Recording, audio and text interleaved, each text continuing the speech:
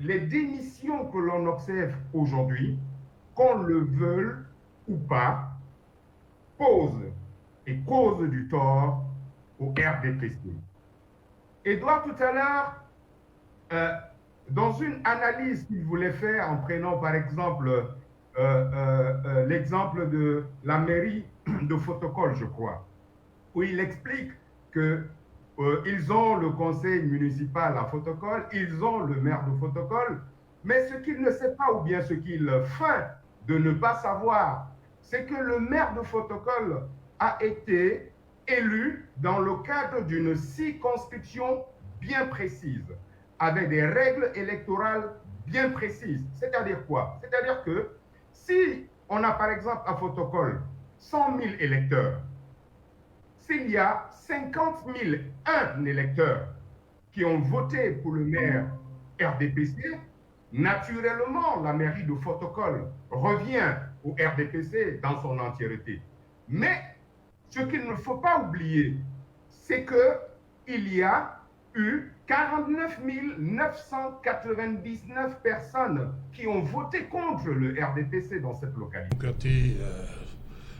Des alliances qui sont rompues, des démissions à la cascade. C'est une faillite. La gouvernance, ça n'a pas marché. Lorsqu'on entend les reproches qui sont formulés ça et là, le problème se situe à quel niveau de votre posture d'analyste politique? Je crois qu'à la faveur de la démission du Issa Chiroma, l'ex-ministre de l'Emploi, consécutive après celle de M. Bello, il y a eu une avalanche de terminologies, les unes aussi péjoratives que les autres. Il y en a qui criaient à la félonie, la trahison politique. D'autres même, j'ai même entendu d'autres aller plus loin, parler de complotisme, dire que c'était une pirouette que le RDPC essayait de trouver pour divertir et fragiliser davantage l'opposition, effriter, n'est-ce pas, les voix de l'opposition, que non.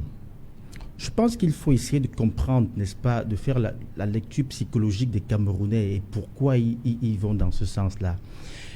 Et comment comprendre ça? Il faut tout simplement comprendre que le président Biya, du haut de ses 43 ans de magistère à la tête de l'État camerounais, a tellement marqué son empreinte sur le Cameroun que les Camerounais, ou alors une bonne majorité des Camerounais, n'envisagent pas le Cameroun sans lui. Et le confondent même au Cameroun. C'est-à-dire, quand on dit au Cameroun, c'est président Biya, quand on dit président Biya, c'est Cameroun. C'est pour ça que les gens n'arrivent pas à faire le détachement nécessaire pour faire une analyse assez objective, n'est-ce pas, de l'attitude de nos deux ministres.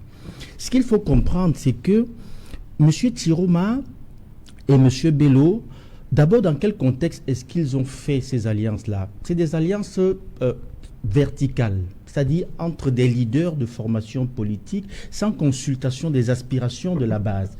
C'est-à-dire que vous ne verrez pas que M. Chiroma ou M. Bello a rassemblé, a fait un meeting, a rassemblé ses militants pour leur demander, d'accord, je vais aller à une alliance, qu'est-ce que vous pensez, quelles sont vos attentes par rapport à cette alliance? Donc, c'est des leaders politiques qui se sont rencontrés, ont défini, n'est-ce pas, une alliance sans tenir compte des aspirations de la base. Et M. Bello et M. Chiroma, à l'époque, ils le faisaient en se projetant dans une perspective futuriste par rapport à leurs propres ambitions politiques. Alors, est-ce qu'aujourd'hui, M. Bello ou M. Chiroma peuvent encore se projeter leur avenir politique en s'appuyant, en s'arc-boutant sur la personne du président Biya? Je ne pense pas, ils ne peuvent pas. Il faut être naïf pour ne pas comprendre qu'aujourd'hui, n'est-ce pas, l'avenir politique camerounais se dessine sans le président Biya. Il faut être naïf pour qu'il aille ou qu'il n'aille pas aux élections, n'est-ce pas, qui se dessinent demain, en octobre, là. L'avenir politique se dessine au Cameroun sans lui. Et donc, Monsieur Tiroma a très bien compris cela, c'est-à-dire que, écoutez, il ne va pas rester dans une maison donc où... vous croyez en la sincérité de son geste? Non, c'est sincère. Voilà. Non, c'est sincère, leur geste. Et c'est même politique, c'est normal. Oui. L'action politique, n'est-ce pas, lorsqu'on s'engage dans des perspectives politiques, on s'engage en perspective. Ce n'est pas pour tout de suite, ce n'est pas pour maintenant. Or, tout le monde sait très bien que la case RDPC va bientôt se retrouver dans une situation de dispute d'héritage. C'est tout simplement ça, parce que le baobab, M. Biya, bientôt ne sera plus là, pour une raison ou pour une autre, lui-même peut décider, je ne veux plus être là, je suis fatigué, tout comme la nature peut avoir raison de lui, et donc la maison RDPC va se retrouver en situation de dispute d'héritage. Alors, M. Tiroma et M. Bello ne voudraient pas se retrouver confrontés à cette situation où ils ne savent plus à qui s'adresser, alors que les enfants sont en train de disputer l'héritage, eux, ils vont se retrouver mêlés à cela, et donc, eux, ils prennent le soin de se détacher avant pour ne pas, le moment venu, se retrouver comme des SDF ou du côté de l'opposition, on va leur dire, écoutez les gars, allez rester dans la maison qui brûle, et de l'autre côté, on va leur dire, vous n'avez pas place ici, tout simplement. Donc il faut d'abord comprendre qu'ils sont dans cette logique. Et maintenant, ce qu'il faut comprendre également, c'est qu'à partir du moment où ils ont fait des alliances verticales, comme je l'ai dit, ce n'était pas horizontal. Il faut savoir que l'homme politique, le leader politique, ne doit sa réputation, ne doit sa prégnance sur le chiquier politique, n'est-ce pas, qu'à ses militants, qu'à la base politique. Si vous n'avez pas de base politique, vous ne représentez rien. La preuve, c'est que sur les 350 partis politiques, il y en a qui n'osent même pas lever la tête. Pourquoi? Parce qu'ils sont incapables de remplir une salle de classe de 50 personnes. Et donc, ils ne représentent rien, ils ne pèsent rien. Alors, M. Tiroma et M. Bello, malgré leur alliance, ils savent quand même qu'il y a malgré tout des gens qui ont accepté de les suivre. Et au bout de 15, 10, 20 ans, cette base-là leur pose des questions. Qu'est-ce que nous avons gagné dans cette alliance-là? Qu'est-ce que nous avons eu dans cette alliance? Vous nous avez apporté quoi?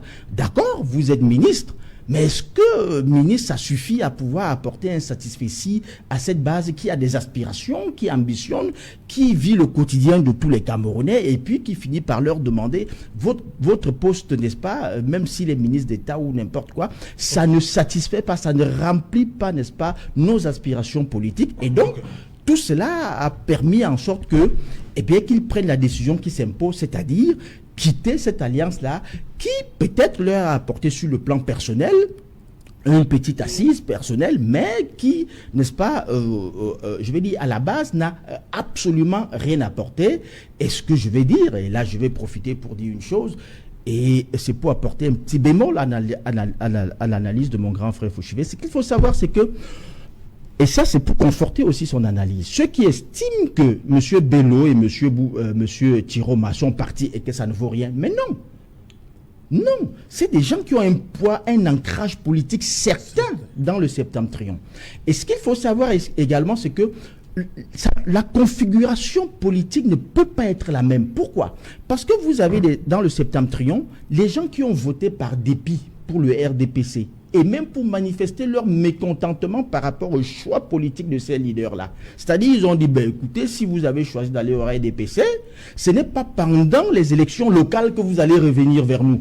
Donc, vous avez choisi et vous estimez que c'est le RDPC qui est le bon choix, nous préférons encore, n'est-ce pas, donner nos voix directement aux représentants du RDPC. Ça, c'est ce qui fait qu'aujourd'hui, M. Tiroma et M. Bello ayant acquis leur indépendance, ça va chambouler complètement la configuration politique et redonner envie à ces électeurs-là qui hier ont porté qui député, qui maire, n'est-ce pas, dans les couleurs du RDPC. Ils peuvent revoir leur façon de voter et décider aujourd'hui, n'est-ce pas, de redonner leur chance aux représentants qui du FNCC, qui de l'UNDP, qui d'un autre parti politique. Et donc, il faut faire très attention lorsqu'on fait des analyses politiques. Il ne faut pas être très nombriliste, il ne faut pas voir les choses de manière statique et de manière figée. Rien n'est figé en politique, tout est essentiellement dynamique. Okay. La base, il faut tenir compte du poids politique, n'est-ce pas, historique de ces deux acteurs, n'est-ce pas, de la vie politique nationale. Voilà, on va d'abord prendre Angélbert Le Bondatua. Angélbert,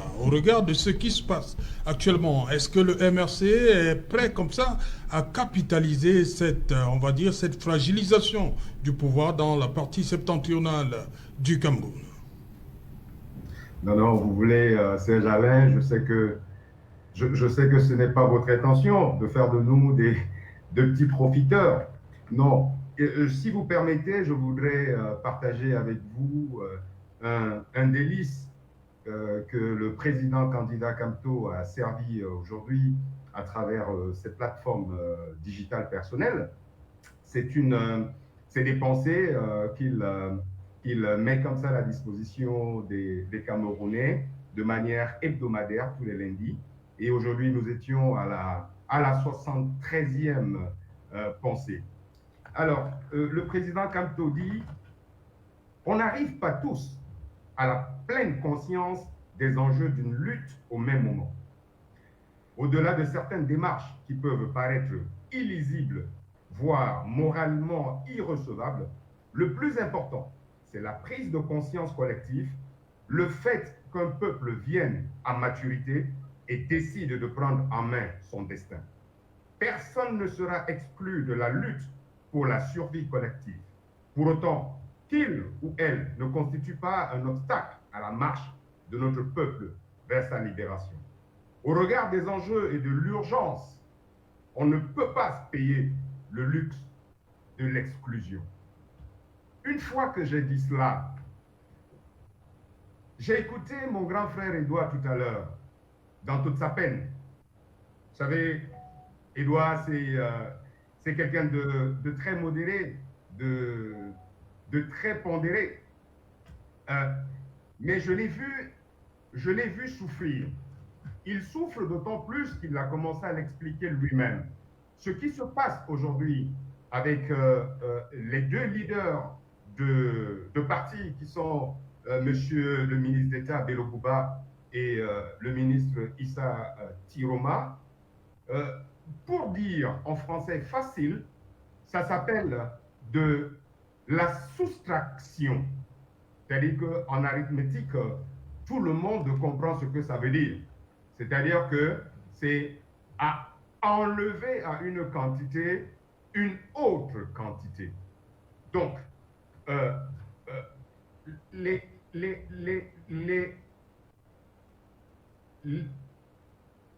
veux dire, les démissions que l'on observe aujourd'hui, qu'on le veuille ou pas, posent et causent du tort au RDPC.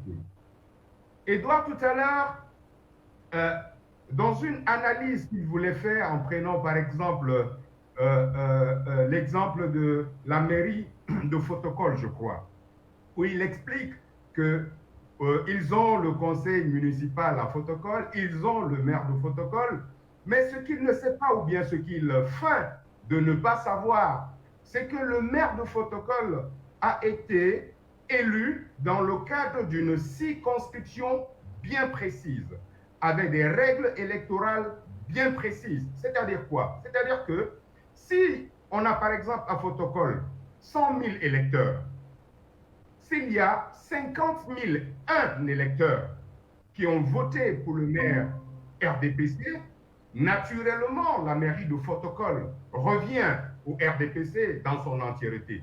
Mais ce qu'il ne faut pas oublier, c'est qu'il y a eu 49 999 personnes qui ont voté contre le RDPC dans cette localité.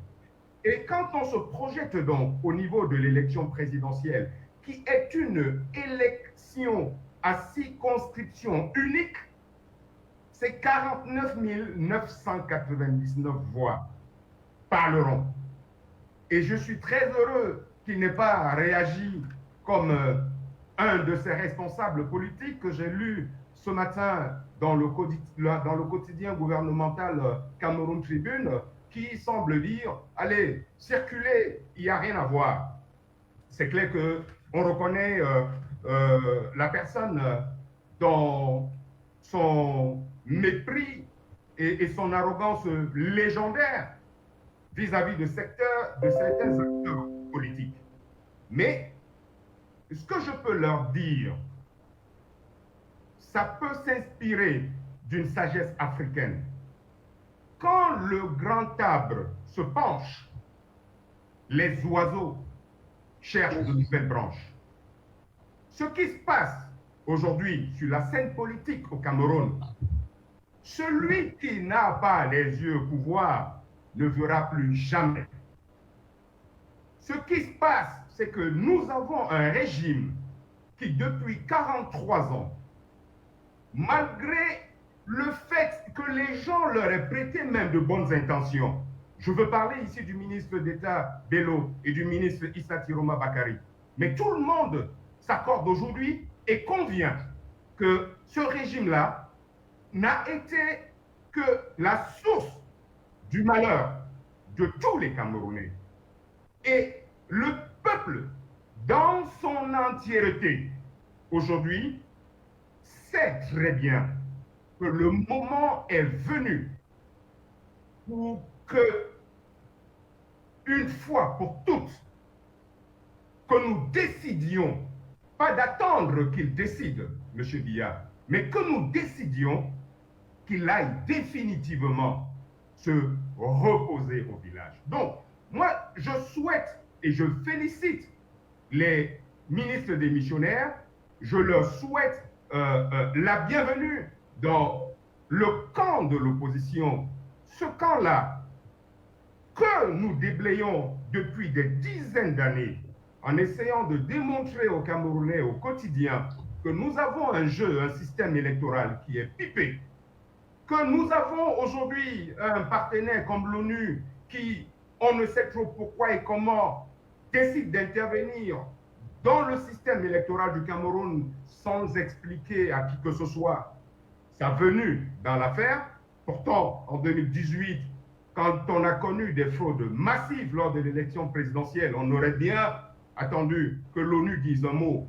Quand on a connu les fameux faux observateurs de Transparency International, on aurait bien aimé que l'ONU dise un mot. Quand nous avons des camarades en prison, pour certains enlevés devant femmes et enfants, condamnés devant un tribunal militaire, pour certains comme Olivier Boubounissak, à 7 ans de prison, on aimerait bien entendre ce que l'ONU va dire là-dessus. Donc, nous disons et nous souhaitons la bienvenue au ministre d'État Bello Bouba et au ministre Issa Tiroma dans cette lutte. Il n'y a pas aujourd'hui de fierté ou bien de plaisir à dire oh, bon, enfin, on a été les premiers, ou bien il n'est jamais tard pour qui que ce soit, pour n'importe quel Camerounais, de se joindre aujourd'hui à la voix du peuple du changement afin que nous arrivions à une renaissance du Cameroun tant attendue par tous ces millions de fils. Tout le monde, et nous l'entendons tous les jours, Edouard m'en excusera, tout le monde vous Merci le dit. Angelbert. Dieudonné Tédissé, vous êtes candidat indépendant déclaré, c'est bien cela. Et comment vous observez la scène politique camerounaise, on va dire, ces 2 dernières semaines? Est-ce que c'est favorable pour vous? Ce genre-là, je ne l'observe pas seulement depuis les 2 dernières semaines. Non, au regard de ce qui se passe. C'est un épisode là. Au regard de ce qui se passe, il y a une recomposition de la scène politique. Oui. Il faut noter qu'une certaine classe politique de l'école de Mamadou Ibineta est en rupture totale avec les aspirations du peuple. Parce que tout à l'heure, j'étais très amusé de me rendre à l'évidence que certains ont avancé comme argument le fait qu'ils aient des mairies. Allez voir les scores de l'élection de ces maires. 17%, 15%, 35%. Alors qu'ils étaient les seuls dans leurs arrondissements. Vous comprenez qu'il y a une rupture totale. On a comme l'impression au Cameroun que la classe politique de Mamadou Ibineta est pratiquement comme le chasseur-bombardier qui est en l'air. Entre-temps, les gens vivent des réalités autres sur le terrain. Il est urgent aujourd'hui, au lieu de se féliciter de l'instabilité dans les partis politiques, de plutôt interroger le militantisme de conviction. Parce que voyez-vous, nous sommes assez amusés de se rendre à l'évidence qu'au Cameroun, les alliances se font et se défont au gré des saisons. Et pour un pays qui se veut émergent, un pays qui veut construire un modèle intégral de citoyens, il est urgent que les gens sachent pourquoi ils militent dans les partis politiques. Parce que vous ne pouvez pas rencontrer quelqu'un cette semaine, il est parti X, la semaine qui suit, il est parti Y. Ce genre de prostitution et de vagabondage signale que nous avons un problème de maturité démocratique, nous avons un problème de maturité en termes de formation politique, et cela exige que les partis politiques aient l'école des cadres. Parce que voyez-vous, lorsque les partis politiques n'arrivent pas à être structurés, n'arrivent pas à porter un message constant, si vous avez des électeurs qui vous ont voté aujourd'hui... Parce que vous adhérez à une formation politique. Il faut la formation. Vous êtes condamné à rester là? Non, vous n'êtes pas condamné à rester là. Alors pourquoi vous condamnez donc non, ceux qui... nous ne condamnons pas. Il y a un minimum de formation politique nécessaire, la compréhension de l'idéologie. Vous rendez à l'évidence que parfois on s'interroge sur la pléthore des partis politiques. Quelle est vraiment l'ambition des uns et des autres, puisque certains sont des partis sous-traitants de X ou de Y. Aujourd'hui, la démission des 2 ministres signale tout simplement qu'il y a un malaise profond. Le ministre n'a pas encore démissionné. Bon, dans tous les cas, seul a démissionné. Il a annoncé sa candidature. Dans une cour, il n'y a pas de coq. Et je voudrais vous dire qu'il y a un proverbe bayard qui dit que quand vous avez le derrière penché, vous n'allez pas aux toilettes. Vous risquez de déféquer sur la place publique. Donc ces ministres qui démissionnent aujourd'hui sont comptables du bilan de ce qui a été fait pendant ce temps. Malheureusement, leur partenaire de l'Alliance semble, d'après les observations, ne plus communiquer comme d'habitude. Donc aujourd'hui, il est urgent pour les Camerounais d'être attentifs. Parce qu'ils sont comptables de ce qui s'est passé, ils n'ont plus droit à la parole. Ils ont suivi Edmond Kouyaté tout à l'heure. À un moment donné, on peut dire stop et on se démarre. Et ils ont droit à la parole, sauf que le peuple camerounais... Pourquoi vous condamnez? Nous ne condamnons pas. Le peuple camerounais qui nous écoute, qui est dépositaire de la souveraineté nationale, doit savoir faire la distinction entre la bonne graine de l'ivraie. Et il faut qu'on soit concentré à interroger les programmes. Parce qu'il ne suffit pas de se lever un matin pour venir dire « Ok, bon, maintenant je suis candidat parce que je ne suis pas vu. » Il faut interroger les programmes. Mais le ministre Tiroma, il y a une lettre au Camerounais. Vous l'avez parcourue? J'ai parcouru cette lettre. Oui. Cette lettre, d'ailleurs, j'ai souvent partagé un certain nombre de points de vue avec le ministre Tiroma dans le cadre de la transformation du Cameroun parce qu'il occupait un sectoriel qui fait partie de notre vision sur le changement du curriculum de formation académique, à le fait que l'école du Cameroun forme des cadres aptes à répondre aux besoins du monde de l'entreprise. Mais en l'état, le ministre Tiroma peut porter le discours du changement, mais ne peut pas l'incarner.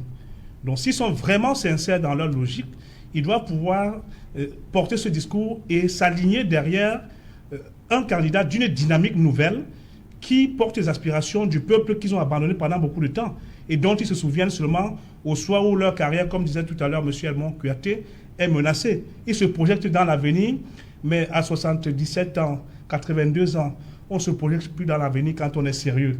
On prépare l'avenir des autres. Il faut que nos aînés arrêtent un peu un certain nombre d'égoïsmes. Vous savez, chaque fois, il faut aller au-delà de soi-même. Tout à l'heure, Edmond Kouyaté a dit qu'on a comparé le Cameroun au président de la République, que parfois quand le Cameroun c'est monsieur bien, il faut que ce messianisme politique aveuglé... Il fait un constat. Hein. Non, c'est un constat, mais sauf que c'est un constat que la plupart des Camerounais ne partagent pas. Parce que si on avait comparé le Cameroun à lui permanemment, le bien-être des Camerounais au niveau de la santé, de la sécurité, des infrastructures, de l'emploi, faites le bilan, même chez vous, même les journalistes. Donc, tous les secteurs au Cameroun sont au rouge. En dehors des tests qui ont été votés, en dehors d'une administration moderne qui a été mise sur pied, le reste du bilan, en tout cas, le doyen là, il peut défendre le bilan de leur parti politique parce qu'il n'est pas de notre mission de défense à leur place. Okay. Aujourd'hui, il est important que les Camerounais soient attentifs, ne pas se laisser distraire, interroger les uns les autres sur ce qu'ils portent comme message pour le nouveau Cameroun auquel tout le monde aspire. Voilà, Yaya Bello, 1 minute, réaction rapidement, en 1 minute. C'est tout ce que vous avez suivi. Répétez la question, s'il vous plaît. Non, je dis une réaction sur ce qui a été dit jusque-là. Effectivement, j'ai suivi un certain nombre de choses qui ont été dites ici. Je crois que ce n'est pas le moment de faire dans la spéculation. Je pense que nous sommes à un moment très important dans la vie de notre nation. Il faudrait se mettre ensemble pour pouvoir apporter aux Camerounais un changement, apporter aux Camerounais une réponse à leurs préoccupations.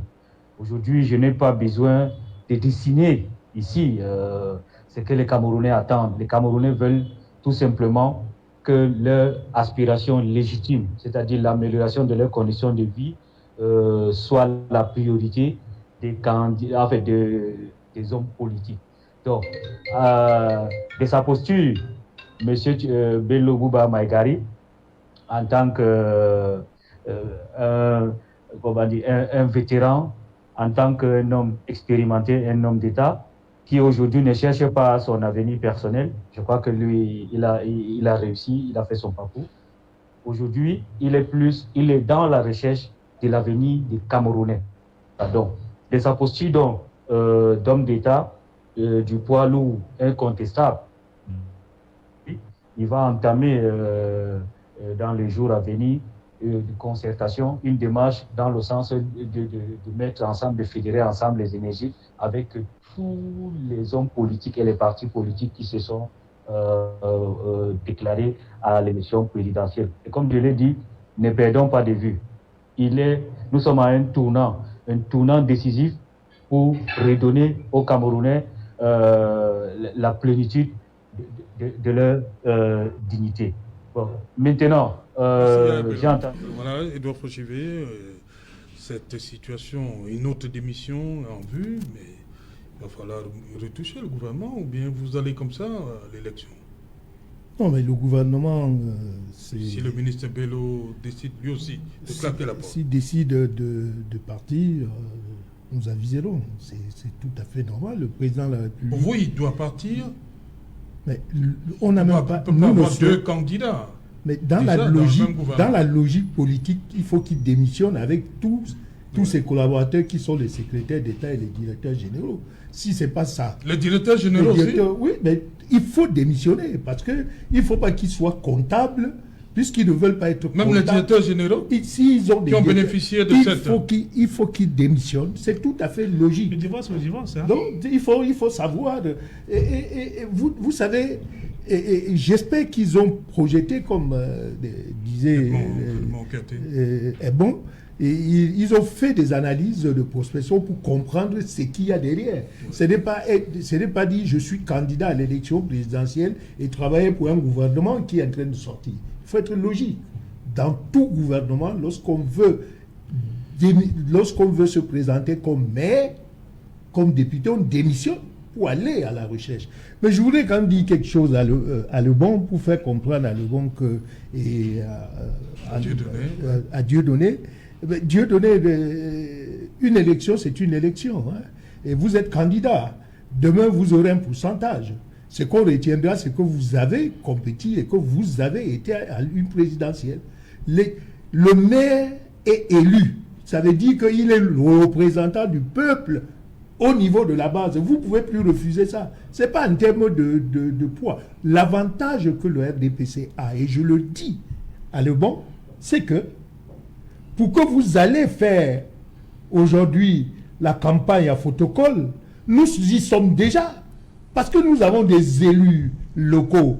Lorsque vous serez en train de partir de Douala par train pour Ngandéré et arriver jusqu'à photocall, nous donnerons seulement, c'est pour que vous compreniez l'avantage des élus locaux.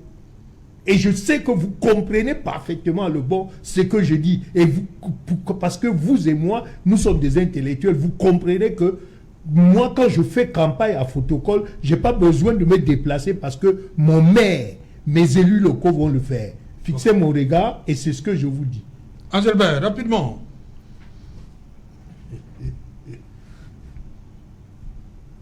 Réaction, Angelbert?